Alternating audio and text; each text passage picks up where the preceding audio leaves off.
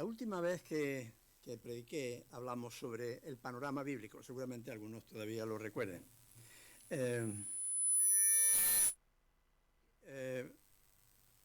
Vamos a empezar donde la Biblia empieza, en Dios mismo. El tema es, por tanto, una comprensión más amplia de Dios. Iba a hablar también, además de una comprensión más amplia de Dios, iba a hablar también sobre grandeza y miseria del hombre, pero cuando he empezado a desarrollar me he dado cuenta que no habría tiempo para hacer todo lo demás, así que ese segundo aspecto lo hablaremos la próxima vez. Hemos creado, con la ayuda de varios que manejan mejor que yo el tema de los chats de inteligencia artificial, pues hemos creado esta imagen que veis aquí, que es un poco lo que estuvimos hablando el último día. Trata de representar la estructura bíblica, la estructura de la Biblia. 4 fuertes pilares que forman el propio esqueleto de la Biblia, ¿no? Creación, caída, redención y nueva creación. Y a través de estos 4 pilares, de estas 4 estructuras fuertes que constituyen la Biblia, debemos de filtrar toda la enseñanza de la Biblia. Cada uno de ellos es muy importante si queremos ser lo que debemos ser, tanto a nivel de individuos como a nivel de colectivo, de comunidad. Una buena parte del cristianismo evangélico empieza en que el hombre es pecador y necesitado de salvación, que produce Cristo, naturalmente. Es decir, empieza, de hecho, después de la caída. Muchas veces, no sé si habréis oído muchas veces, el hombre es pecador y por tanto necesita la redención que hay en Cristo Jesús. Y por ahí empieza, ¿no? ¿Es un error eso? Todo lo contrario, es una formidable verdad. El hombre es ciertamente un ser caído, pecador, y necesita la redención que hay en Cristo Jesús. Es una verdad, como digo, formidable. Sin embargo, si empezamos ahí y no en la creación, al principio, de esta primera columna que vemos ahí, con mucha probabilidad nos va a llevar a un concepto del ser humano que, aunque sea correcto en parte, en el conjunto va a estar errado, va a estar equivocado. Si empezamos solamente con eso, si nos centramos solamente en las 2 columnas centrales, tendremos un concepto cierto en parte de lo que es el ser humano, sin duda, pero en su conjunto va a ser un concepto errado, equivocado. Dicho así, a lo mejor no vemos que esto sea tan importante, ¿no? Pero la repercusión que va a tener en muchos aspectos de nuestra vida es enorme. Creo que según vayamos avanzando en estas charlas, veremos la importancia que tiene empezar donde la Biblia empieza. Empezar en la creación y transitar a lo largo de todos esos pilares que vemos ahí en la imagen, ¿no? Hoy, como digo, vamos a empezar con una comprensión más amplia de Dios. Hay 2 puntos en mi charla que quiero, en mi predicación que quiero hacer. Uno es, ¿cuál es el proceso? ¿Cómo llegamos a ir llegando a tener ese concepto, esa comprensión más amplia de Dios? ¿Qué proceso tenemos que seguir para llegar a eso? Ese será el primer gran punto. Y el segundo punto va a ser en qué consiste esa comprensión más amplia de Dios. Así que empezaremos con el primero. ¿Cuál es el proceso? ¿Cómo podemos llegar a tener esa comprensión más alta, más amplia de Dios?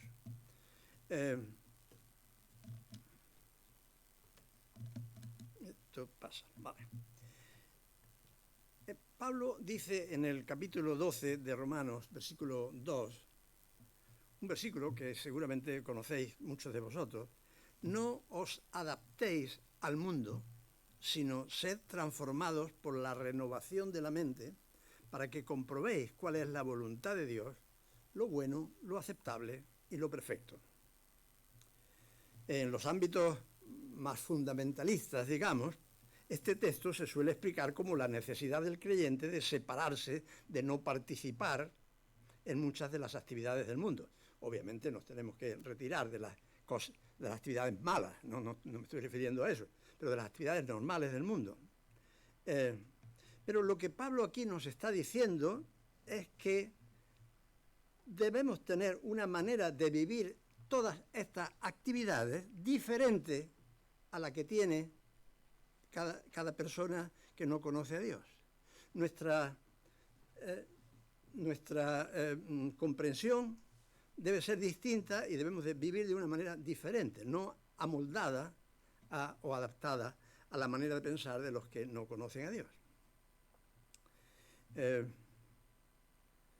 Es, por tanto, fundamental transformar nuestra mente conociendo cómo ve Dios todos estos asuntos normales de la vida y no cómo lo ven los seres humanos caídos, ¿no?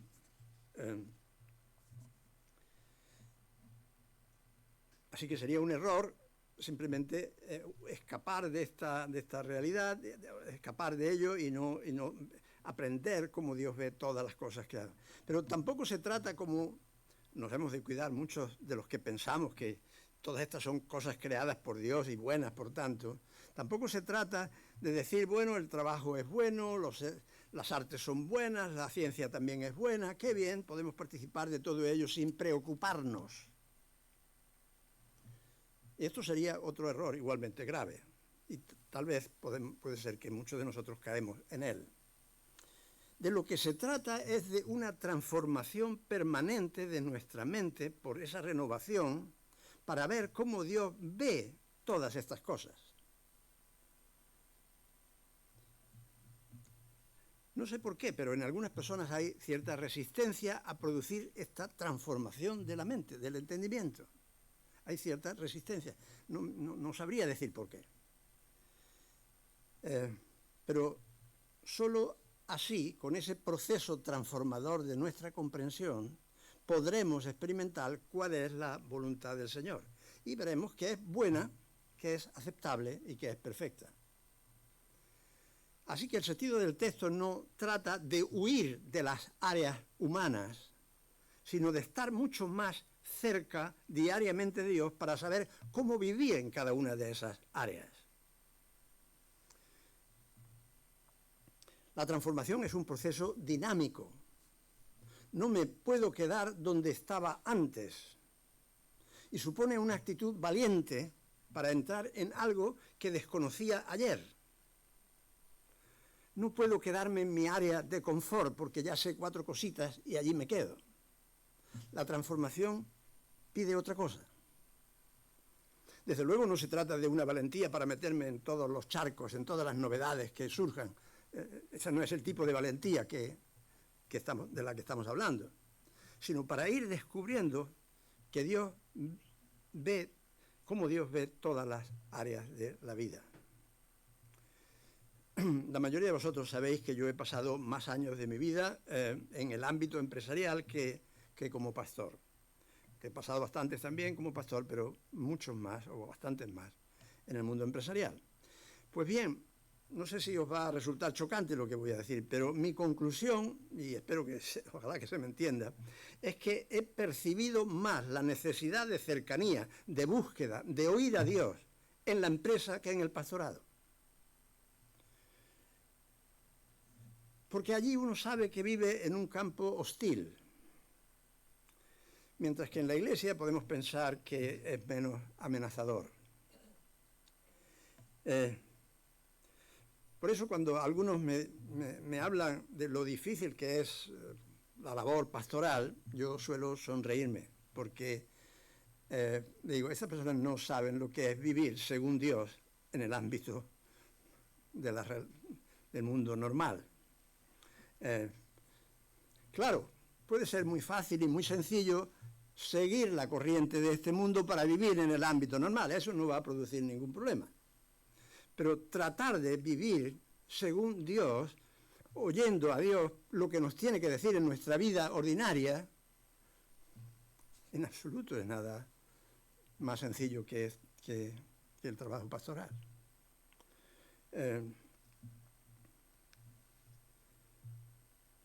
La solución, por tanto, no es escondernos en un entorno eclesial que puede parecer más protegido espiritualmente, sino es ser transformados en nuestra mente para ver todo, lo eclesial y lo de afuera, como Dios lo ve. Vamos a centrarnos hoy en ese Dios que crea, que redime, que está preparando esa nueva creación para los que creen en Él, con el fin de llegar a tener una comprensión más amplia de Él. Pero el proceso, este primer punto, y ahí lo cerramos, es este proceso de transformación. Sin ese proceso de transformación no llegaremos a descubrir este Dios tan amplio como es. Y podemos caer en dos errores: en meternos en lo religioso solamente o en vivir en el mundo siguiendo la manera de pensar de este mundo. Ambas cosas son erróneas.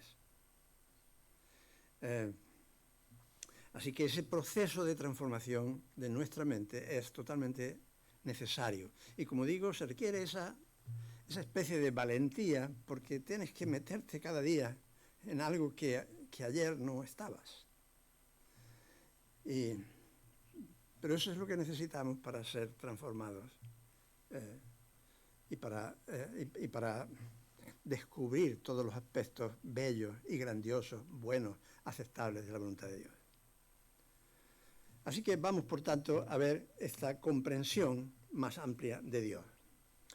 Dios es el único que no le afecta a la caída. De estos 4 pilares, pues ese no le toca a Él. Pero sí actúa y sigue actuando en los otros 3 pilares que hemos representado en la imagen. Porque aunque la creación en un sentido se termina, pero Él sigue sustentando, y bueno, y seguramente sigue creando también, pero desde luego sigue sustentando todo lo que conocemos momento a momento, como nos dice Hebreos 1:3, ¿no? Así que Él sigue actuando en esta creación, todavía. En la redención, obviamente, Cristo terminó su obra completa, es consumada, totalmente consumada, no necesita nada más, pero la acción de Dios por medio del Espíritu Santo para, con esta enorme verdad, alcanzar a las personas, sigue Dios funcionando con ella día tras día. Y desde luego, en la nueva creación, Él dice que nos está preparando un lugar, que se va a prepararnos un lugar, como dice en Juan, y nos dice que será una casa hecha no de manos, sino de Dios, ¿no? Para nosotros. No sabemos muy bien cómo será todo ese asunto, aunque podamos tener alguna idea vaga, pero lo que sí sabemos es que Él sigue actuando para nosotros en todo eso, ¿no? Pero ¿en qué consiste? Y este es el segundo punto. ¿En qué consiste, pues, esta comprensión más amplia de la que los cristianos tenemos habitualmente? Pues vamos a verlo en varios puntos, en 3 puntos concretamente.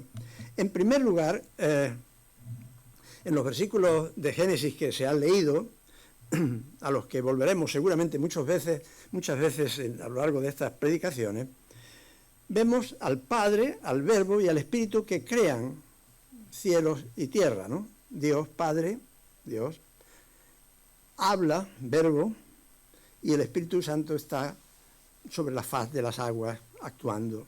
Es el que acciona, digamos, ¿no? Y este proceso se va repitiendo en cada cosa creada que no existía antes, y de todo ello se va diciendo que era bueno. Incluso al terminar todo, crear también al ser humano, se termina diciendo que era muy bueno, y que era, o en otras versiones, que era bueno en gran manera.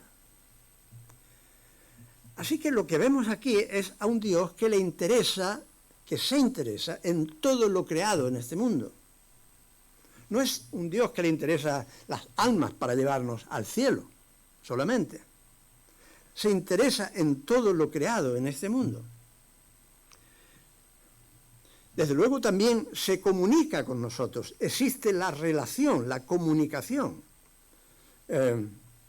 con nosotros. Él nos pone a los seres humanos como gobernantes, como cuidadores de todo lo creado, pero se produce también esa relación, comunicación, porque Dios va diciendo a Adán, las cosas que tiene que hacer, tiene que ocuparse en el trabajo, tiene que ocuparse en investigar cómo se llaman cada cosa, tienen que ver esos árboles, tienen que comer de esos árboles, tienen buen sabor esos árboles, tienen belleza aquellos otros árboles. Es decir, esa relación, comunicación de Dios, esa religión que quizás nosotros identificaríamos más con lo que es religioso, o en el mejor sentido del término, lógicamente, o lo eclesial, sin esa comunicación con Dios estamos perdidos, es vital. Pero esa relación está junto con la comida, con el trabajo, con el descanso, con la ciencia, con la familia, etcétera, etcétera. Es más, esa comunicación en gran medida es para saber cómo funcionar en todos estos aspectos de la vida que Él ha creado para nosotros.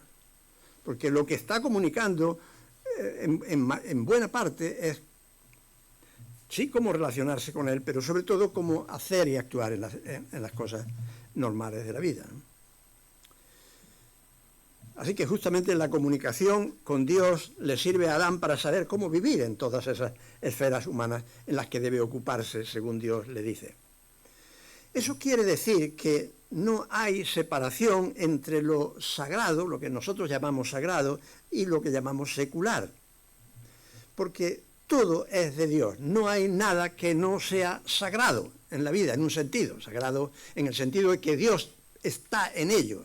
No hay nada en la existencia de los seres humanos que no sea sagrado. Ni hay nada secular en el sentido de que Dios esté excluido de ello. Así que si en nuestra vida secular excluimos a Dios, pues terminaremos adaptándonos al pensamiento y a las maneras de los que no conocen a Dios, sin lugar a duda.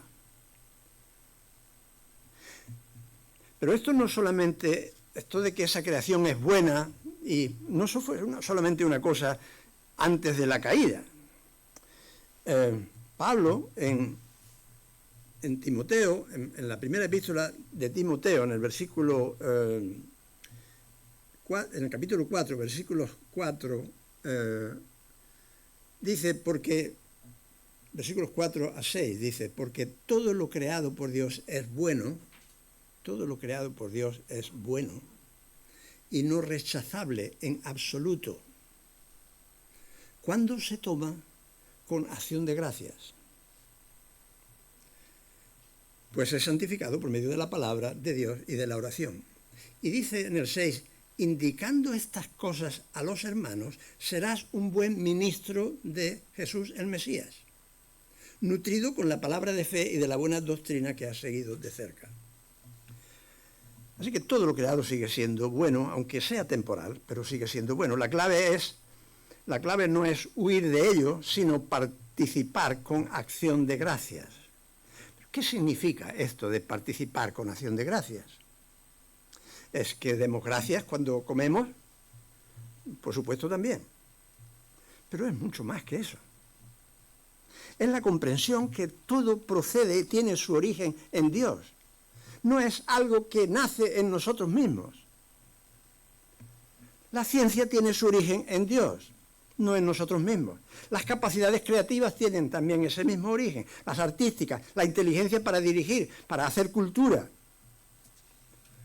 Exactamente tienen todos la misma procedencia de Dios, que ha dotado al ser humano de recursos y características para todo ello, lo que llamamos principios creacionales. Esto cambia completamente la manera de enfrentar todo en la vida.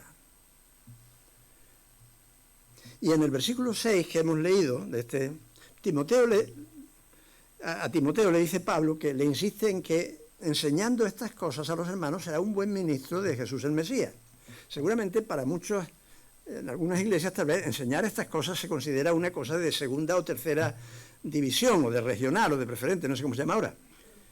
Pero es de primerísima división enseñar estas cosas, si queremos ser ministros adecuados. Desde luego que los cultos de la iglesia, la oración, la lectura, los cánticos, la fraternidad, estamos haciéndolo aquí ahora mismo, son fundamentales. Sin ellos sería difícil la comunicación de Dios, no sabríamos nada de todo lo que estamos hablando. Dios me libre de quitarle importancia a estas cosas, ¿no? He dedicado un montón de años de mi vida a eso, precisamente. Pero en buena medida, no en todo, porque el culto también supone una expresión hacia Dios mismo, pero en buena medida las actividades de la Iglesia deberían de estar pensadas para ayudar en este proceso de transformación a las personas, para saber cómo vivir en este mundo. En muy buena medida deberían estar pensadas con esa finalidad.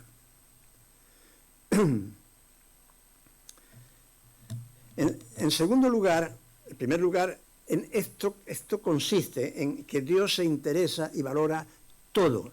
Eso es lo que significa una idea más amplia de lo que es Dios, una comprensión más amplia.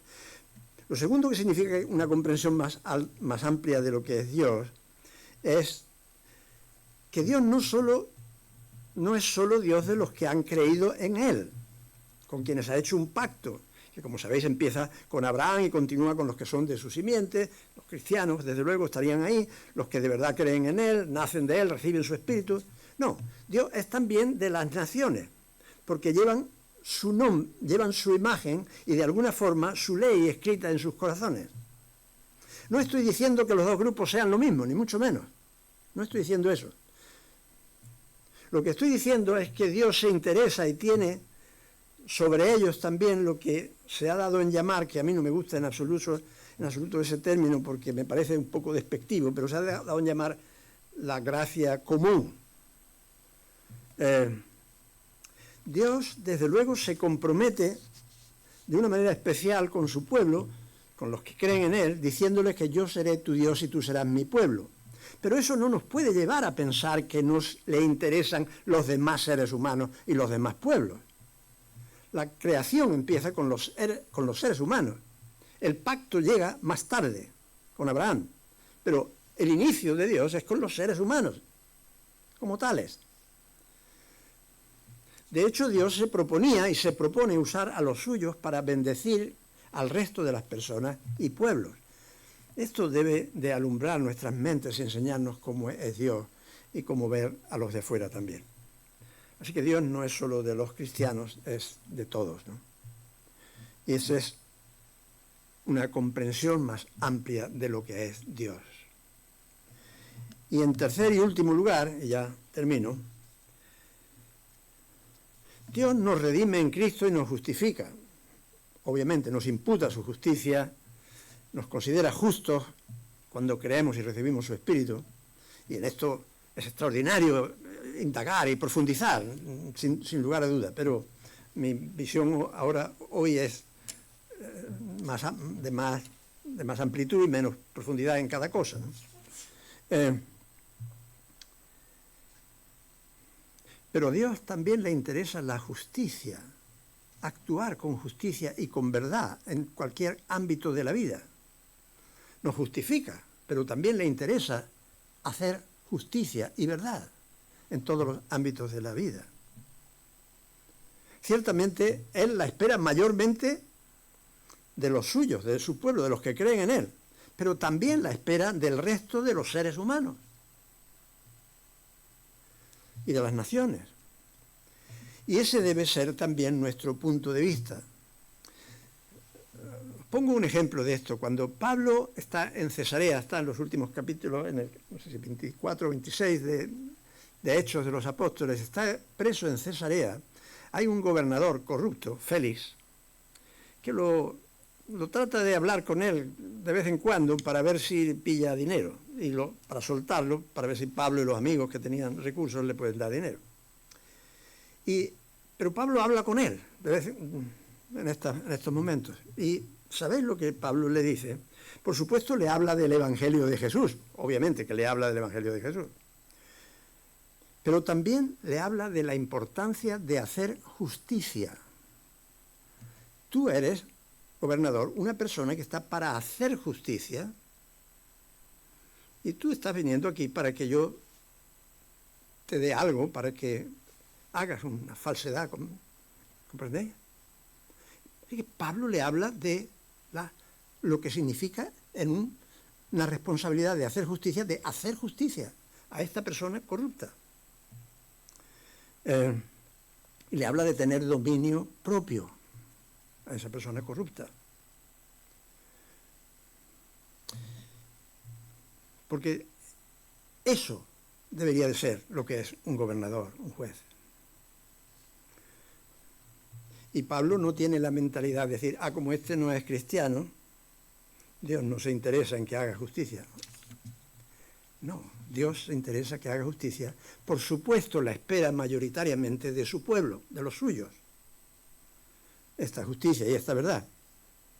Pero, desde luego, que es pensado y es válido para todos.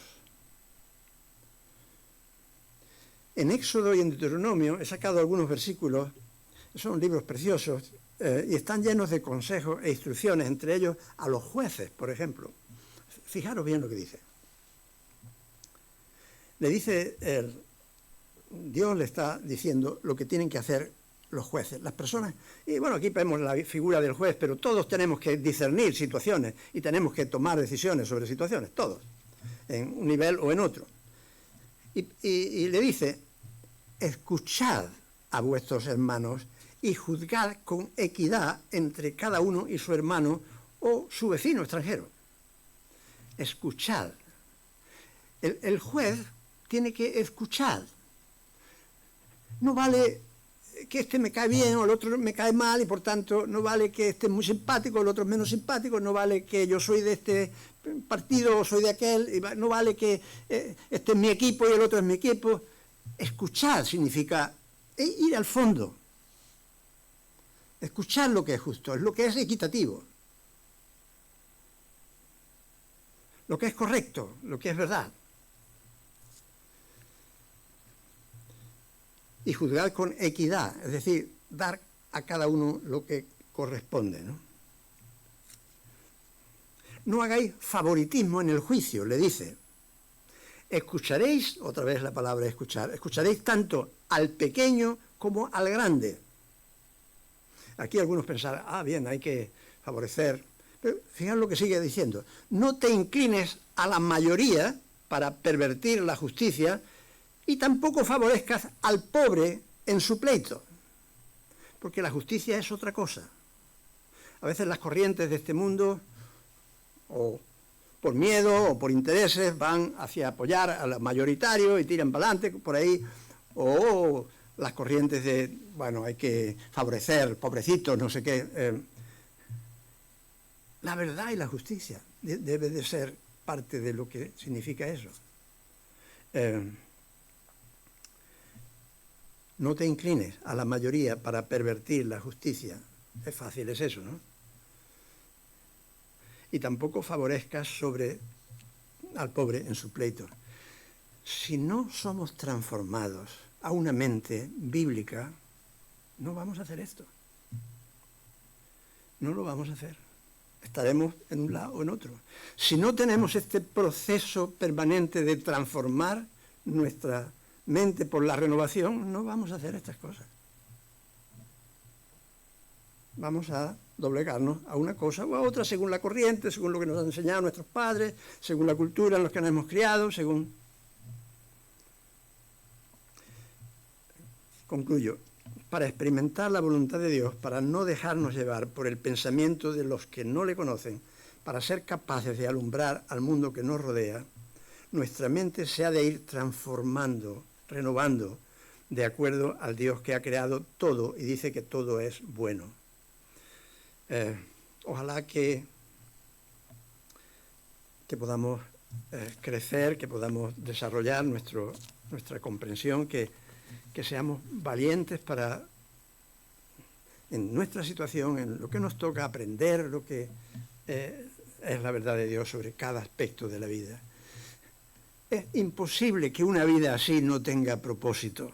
Una vida así, como estoy diciendo, está llena de propósito. No importa si somos niños, si somos medianos, si somos mayores. Si estamos en este proceso de una transformación permanente, es una vida llena de propósitos. Siempre será una vida llena de propósitos. Pero si nos dejamos, por un lado, a la corriente del pensamiento de la gente por no hacer este proceso al que somos llamados de ser transformados en nuestra manera de pensar hasta tener una mentalidad bíblica, no una mentalidad religiosa o eclesiástica bíblica, una mentalidad bíblica en toda la existencia, en todas las áreas de la vida. Pues no vamos a poder crecer en ese sentido. Así que, no sé si me pongo como enfadado con eso, pero me da la impresión de que sí. Pero es muy importante, hermanos, que podamos tener este proceso de transformación de nuestra mente. No os conforméis con el pensamiento, con la manera de pensar. Transformad vuestro pensamiento continuamente. Sed valientes en esto. Ir hoy a donde no estabais ayer. Y vuelvo a decir, no es meteros en todos los charcos. Hay gente que lo que va es de novedad en novedad. Eso no tiene que ver nada con lo que estamos diciendo. Es transformar nuestra mente para que sea hecha como Dios quiere que sea, ¿no? En todas las áreas de la vida. Pues que ojalá que así sea.